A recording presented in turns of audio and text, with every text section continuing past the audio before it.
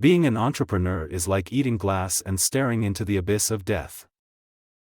I think it's very important to have a feedback loop, where you're constantly thinking about what you've done and how you could be doing it better.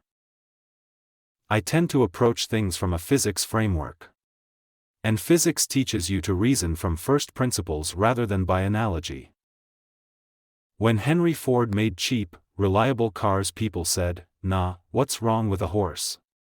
That was a huge bet he made, and it worked. You want to have a future where you're expecting things to be better, not one where you're expecting things to be worse. I don't create companies for the sake of creating companies, but to get things done. My motivation for all my companies has been to be involved in something that I thought would have a significant impact on the world. When I started SpaceX, I thought that the most likely outcome was failure. And I think to have any other expectation would have been irrational. The odds of me coming into the rocket business, not knowing anything about rockets, not having ever built anything, I would have to be insane if I thought the odds were in my favor. Most people can learn a lot more than they think they can. They sell themselves short without trying. Starting and growing a business is as much about the innovation, drive, and determination of the people who do it as it is about the product they sell. If you're trying to create a company, it's like baking a cake. You have to have all the ingredients in the right proportion. The idea of lying on a beach as my main thing just sounds like the worst. It sounds horrible to me. I would go bonkers.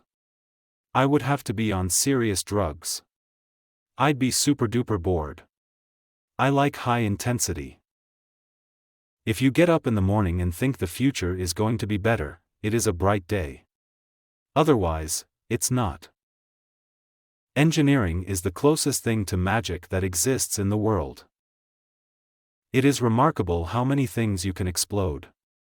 I'm lucky I have all my fingers. Many things are improbable, only a few are impossible. If humanity doesn't land on Mars in my lifetime, I would be very disappointed.